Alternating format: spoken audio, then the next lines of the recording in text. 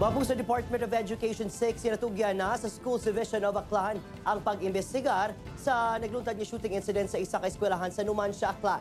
Kapulisan, ginmanduan sa PRO 6 sa hugot nga pag-coordinate sa mga eskwelahan. Si John Sala nakatutok live, gikan sa Barangay Duran, Iloilo City. John, ano ng update?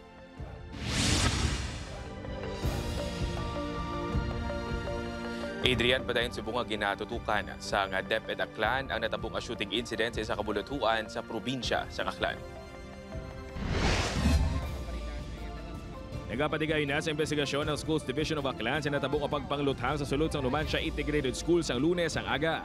Sino sa Department of Education 6 wala sila sang poder sa investigasyon bangod santo sa ila proseso ang SDO Aklan ang magapanguna sa investigasyon. Apang posible nga magapanabad ang mga opisyal sa bulutuan depende sa mga niresulta sa investigasyon sang legal department sang SDO Aklan. May legal officer kita sa Aklan, they will be the ones to determine if ever nga mayara man. And if ever nga mayara, they will recommend the region. Madumduman nga suno sa school principal sang Numancia Integrated School nagaselebrar sila sang Teachers Day nga ginako sini nga wala nila gilayon makita ang ginamo tubtob nga gintiro sang suspect nga grade 11 student ang biktima. Magluwas sa nasambit nga insidente. Nagadata man suno sa DepEd 6 ang mga kaso sa mga estudyante nga mga makabig CICL o kung children in conflict with the law. Sa damlag lang, pila ka mga minor de edad ang nagrambol kag nagbunanay sa Boulevard Molo. May saman ka grade 9 student kinakuhaan sang isa ka sa sang shabu sa Haniway, Iloilo. Kag sang nagligad nga simana, isa man ka high school student ang inlampusan sa likod sang Baratiha sang isa ka grade 6 student sa Haro, Iloilo City.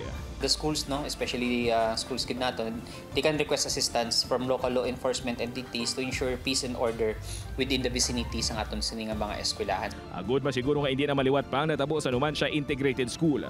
Nagmando na ang Police Regional Office 6 sa mga unit commanders nga mas hugton pang ila koordinasyon sa mga bulutuan sa ila area agud mapasang kadang seguridad. Ang aton nga mga unit commanders should be proactive para ma-prevent ang hindi mga incidents.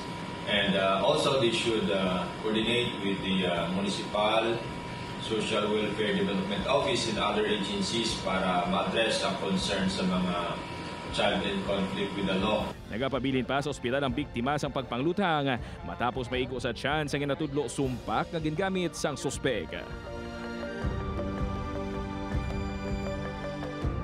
Adrian, nagadepende ang pag-hire sang duga nga security guard sa ikasarang sang bulutuan. Gani hindi tanan nga mga bulutuan diri sa Western Visayas ang may ara sang permanente nga security guard. Gani panawagan sa Department of Education 6 nga hugot ang koordinasyon kag kooperasyon sa bulutuan, local government unit kag law enforcement agencies nga ara sa ila lugar.